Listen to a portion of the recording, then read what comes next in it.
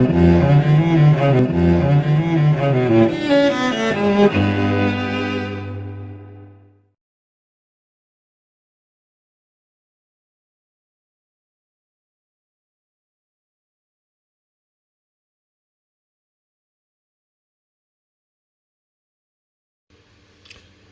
everyone.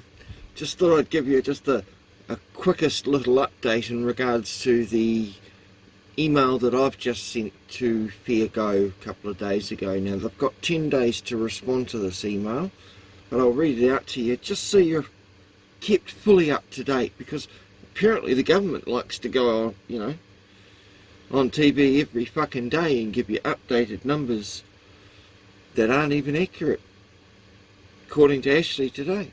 But that's another story. Right, this one is called Questions Relating to FairGo's Intimidating Practices and Links for Reference. And this is to Gil and Brent. I called him Brian in the last video, my mistake. Brent McAnulty. It starts off with greetings Gil and Brent. Below are the links to parts so far in relation to your possible upcoming story, absent facts, against Universal Imports to date. And there's all 5 parts. We would like to have a recorded interview with you, Gil and or Brent, to discuss the alleged threatening and intimidating behaviour we have been informed of from numerous victims of your show. When would be a suitable time for this to occur? Perfectly polite, isn't it? Although you may claim you have given Andrew Peck his right to reply, which he allegedly has no interest in doing so, we note that given the advice from Brian Edwards and numerous other individuals that have been allegedly threatened and intimidated by FairGo staff, the only correct response to your request for comment is to exercise their or his right to remain silent, and no guilt or acceptance of the narrative FairGo may portray by this can be inferred. Therefore, his acquiescence cannot be taken as acceptance of what FairGo may release in an upcoming story FairGo may air.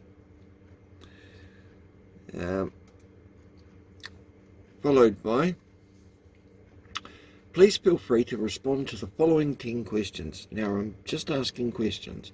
1. Do you have any comment in relation to the allegations of FairGo's threatening and intimidating behaviour when conducting your investigations? Fair question. 2.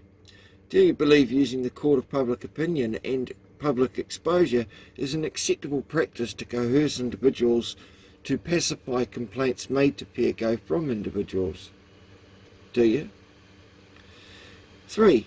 Are you claiming someone from Universal Import sent messages to Siobhan Kelly via Facebook or text? 4.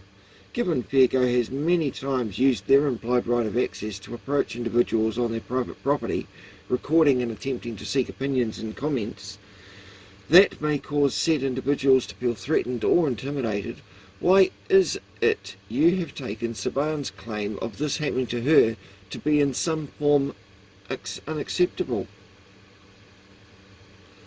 How many times over the years have you seen FairGo reporters walk onto properties that don't have a secured fence line or gate, up to the front doors, tap, tap, tap for comment, TV cameras right behind them, and people are hiding behind the curtains and stuff? Because if you want privacy, you've got to make it. Ideally, the only response to something like that is to say they're trespassing and tell them to leave. If they choose not to, then it's aggravated trespass. It's real simple. You can trespass FairGo, you can trespass the police. Nothing's hard. 5. Are you claiming that Universal Imports in some way caused Siobhan Kelly alarm and distress via texts, messages, or individuals exercising their rights? 6. Are you aware of the alleged alarm and distress Siobhan Kelly has caused to Andrew Peck and staff at Universal Imports via the use of social media? Bit of the pot calling the kettle black, that one. 7. Are you aware that Siobhan Kelly, while using the Universal Imports loan vehicle, allegedly caused damage to this loan vehicle? Are you? Did she tell you about that, or did she just leave that out for some reason. 8. Are you aware that other reporters also have the right to publish articles relating to articles you may be working on, without criticism implied from Gill's correspondence thus far?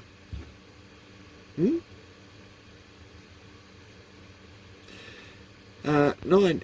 Have you not made contact with John Murphy due to being sued and losing an alleged $80,000 in the court decision? Could that be why? 10. Why is it, Brent, that you have not responded to requests to be interviewed by John Murphy or colleagues and passed the buck to Gill? Fair question. What's the matter, Brent? Not got time for us, us little people? I encourage you to comment, as further publications, including this correspondence, point of fact, will be published on multiple forums for maximum accountability and transparency. And in the interest of a fair and balanced investigation, because they always like to use that one, don't they, we wish to give you every right to respond to the allegations made towards Fairgo and its practices. Warmest regards, me.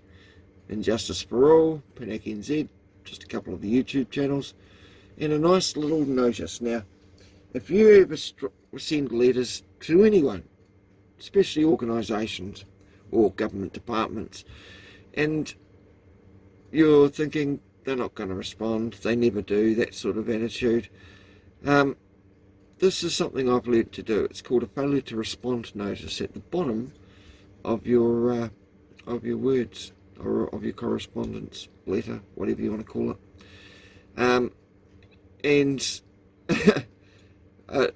As a side note, I was actually corresponding with Chris Hurd, Senior Solicitor at the Ministry of Justice, who verified with me that it's not a criminal offence in itself to record in a publicly accessible area of a courthouse, or a court area, or a court, not so much the courtroom, but you can still do that anyway.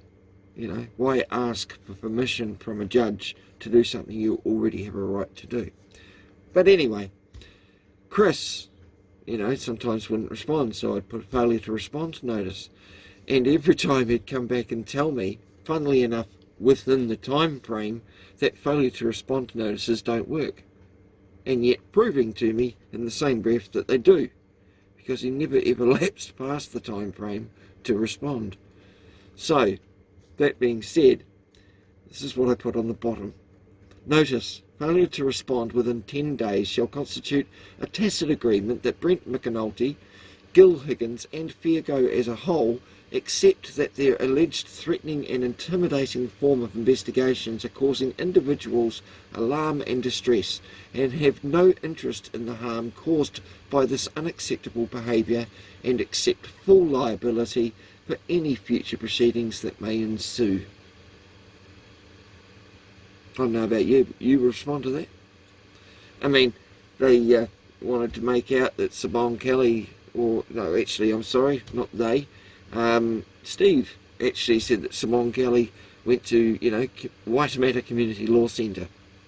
I'd like to point out the last time I went into Waitemata Community Law Centre, because I wasn't happy with the registrar at the courthouse's behaviour, and I wanted to know the correct avenue to make a complaint, that after half an hour of fuffling around, the lawyers came out and said to me, "You know more about this than we do, Mr. Keane, we can't help you."